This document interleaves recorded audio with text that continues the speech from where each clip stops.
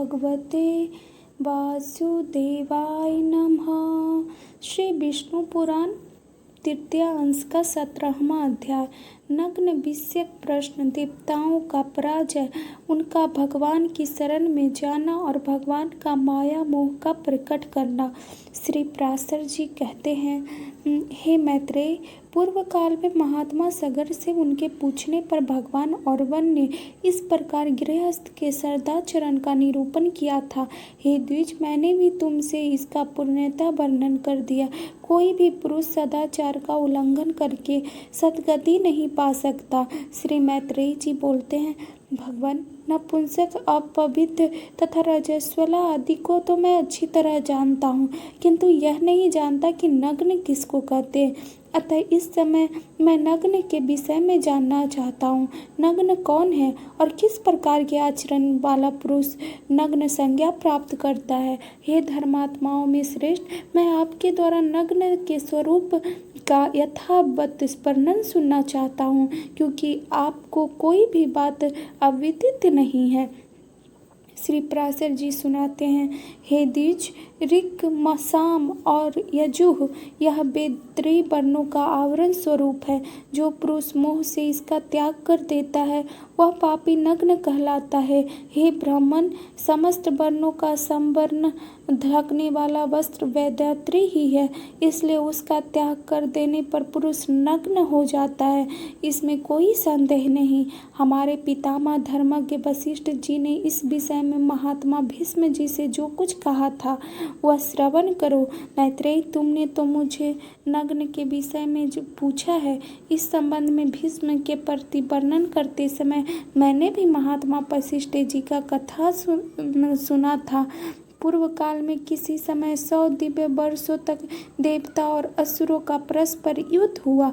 उसमें हास्य प्रभृति दैत्यों द्वारा देवगण पराजित हुए। अतः देवगण ने क्षीर सागर के उत्तरीय तट पर जाकर तपस्या की और भगवान विष्णु की आराधना के लिए उस समय इस सत्व का गान किया। देवगण बोले, हम लोग लोकनाथ भगवान विष्णु की आराधना के लिए जिस पानी का उच्चारण करते हैं उससे वे आद्य पुरुष श्री भगवान विष्णु प्रसन्न होते हैं, जिन परमात्मा से संपूर्ण भूत उत्पन्न हुए हैं और जिनमें वे सब अंत में लीन हो जाएंगे। संसार में उनकी स्तुति करने में कौन समर्थ है। हे प्रभु, यद्यपि आपका यथार्थ स्वरूप वाणी का विषय नहीं है, तो भी शत्रु के हाथ से विध्वस्त होकर पराक्रमहीन हो जाने के कारण हम अभय प्राप्ति के लिए आपकी स्तुति करते हैं। पृथ्वी, जल, अग्नि, वायु, आकाश, अंतःकरण, मूल प्रकृति और प्रकृति से परे पुरुष, ये सब आप ही हैं। सर्वभूतात्मन ब्रह्मा से लेकर सर्व प्रयत्न स्थान और काल आदि भेद युक्त यह मूर्तामूर्त पदार्थ में संपूर्ण प्रपंच आप ही का ही शरीर है। आपके नाभि कमल से विश्व के उपकारार्थ प्रकट हुआ, जो आपका प्रथम रूप है। हे ईश्वर, उस ब्रह्म स्वरूप को नमस्कार है। इंद्र, सूर्य, रुद्र, वसु, अश्वनी कुमार, मरुदगण तथा सोम आदि भेदयुक्त हम लोग आप ही के एक रूप हैं, अतः आपके इस देवता रूप को नमस्कार है। हे गोविंद, जो दंभमयी, अज्ञानमयी तथा तितिक्षा और दंभ से शून्य है, आपकी उस दैत्य मूर्ति को नमस्कार है। जिस मंद सत्व स्वरूप से हृदय में की नारियां अत्यंत ज्ञान वाहिनी नहीं होती तथा जो शब्दादि विषयों का लोभी होता है, आपके यह उस यक्ष रूप को नमस्कार है। हे पुरुषोत्तम, आपका जो क्रूरता और माया से युक्त घोर तपोमय का रूप है, उच्च राक्षस स्वरूप को नमस्कार है। हे जनार्दन, जो स्वर्ग में रहने वाले धार्मिक जनों के यज्ञादि सत्कर्मों के फल सुखादि को प्राप्त करने वाला आपका धर्म नामक रूप है, उसे नमस्कार है। जो जल, अग्नि आदि गमनीय स्थानों में जाकर भी सर्वदा निर्लिप्त और प्रसन्नता में रहता है, वह सिद्धि नामक रूप आप ही का है। ऐसे सिद्ध स्वरूप आपको नमस्कार है।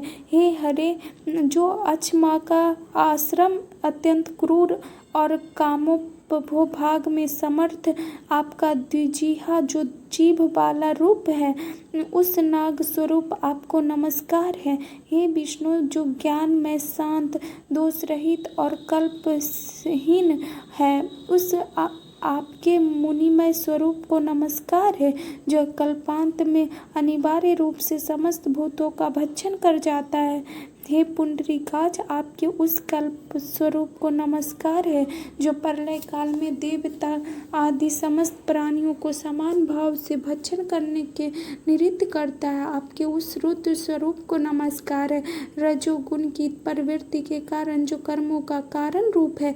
हे जनार्दन, आपके उस मनुष्यात्मक स्वरूप को नमस्कार है, सर्वात्मन जो 28 पद युक्त तमोमय और उन्नतगामी है। आपके उस पुरुष को नमस्कार है, जो जगत की स्थिति का साधन और यज्ञ का अंगभूत है तथा वृक्ष, लता, गुल्प, विरुद्ध, तृण तथा गिरि इन 6 भेदों से युक्त है। उन मुख्य उद्दित रूप आपको नमस्कार है। तिर्यक, मनुष्य तथा देवता आदि प्राणी, आकाश आदि पंचभूत और सप्तादि अनेक गुण, ये सबके आदिभूत आप ही के रूप है।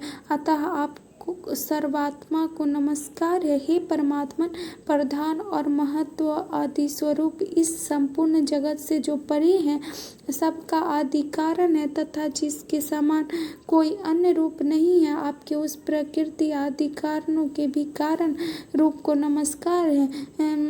हे भगवान, जो शुक्लादि रूप से दीर्घता आदि परिमाण से तथा घनता आदि गुणों से रहित है, इस प्रकार जो समस्त विशेषणों का अविषय है तथा परम ऋषियों का दर्शनीय एवं शुद्धाति शुद्ध है, आपके उस स्वरूप को हम नमस्कार करते हैं, जो हमारे शरीर में, अन्य प्राणियों के शरीर में तथा समस्त वस्तुओं में वर्तमान है, अजन्मा तथा अविनाशी है तथा जिससे अतिरिक्त और कोई भी नहीं है। उस ब्रह्म रूप को हम नमस्कार करते हैं। परम पद ब्रह्म ही जिसका आत्मा है, ऐसे जिस सनातन और अजन्मा भगवान का यह सकल प्रपंच रूप है, उस सब के बीजभूत अविनाशी और निर्मल प्रभु वासुदेव को हम नमस्कार करते हैं। श्री पराशर जी बोलते हैं, मैत्रेय, स्तोत्र के समाप्त हो जाने पर देवताओं ने परमात्मा श्री हरि को हाथ में शंख, चक्र और गदा लिए तथा गरुड़ पर आरूढ़ हुए अपने सम्मुख विराजमान देखा। उन्हें देखकर समस्त देवताओं ने प्रणाम करने के अनंतर उनसे कहा, हे नाथ, प्रसन्न होइए, हम शरणोगत की दैत्यों से रक्षा कीजिए। परमेश्वर, हित प्रवृत्ति दैत्यगण ने ब्रह्मा जी की आज्ञा भी उल्लंघन कर हमारे और त्रिलोकी के यज्ञभोगों का अपहरण कर लिया है। यद्यपि हम और ये सर्वभूत आप ही के अंशज है, तथापि अविद्यावश हम जगत की परस्पर भिन्न भिन्न देखते हैं। हमारे शत्रुगण अपने वर्ण धर्म का पालन करने वाले वेद मार्गलंबी और तपोनिष्ठ हैं, अतः वे हमसे नहीं मारे जा सकते।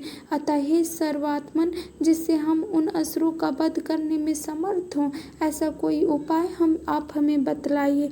श्री पराशर जी कहते हैं, उनके ऐसा कहने पर भगवान विष्णु अपने शरीर से माया मोह को उत्पन्न किया और उसे देवताओं को देकर कहा, यह माया मोह उन संपूर्ण दैत्य गणों को मोहित कर देगा, तब वे वेद मार्ग का उल्लंघन करने से तुम लोगों से मारे जा सकेंगे। हे देवगण, जो कोई देवता अथवा दैत्य ब्रह्मा जी के कार्य में बाधा डालता है, वे सृष्टि के रक्षा में तत्पर मेरे बद्ध होते हैं।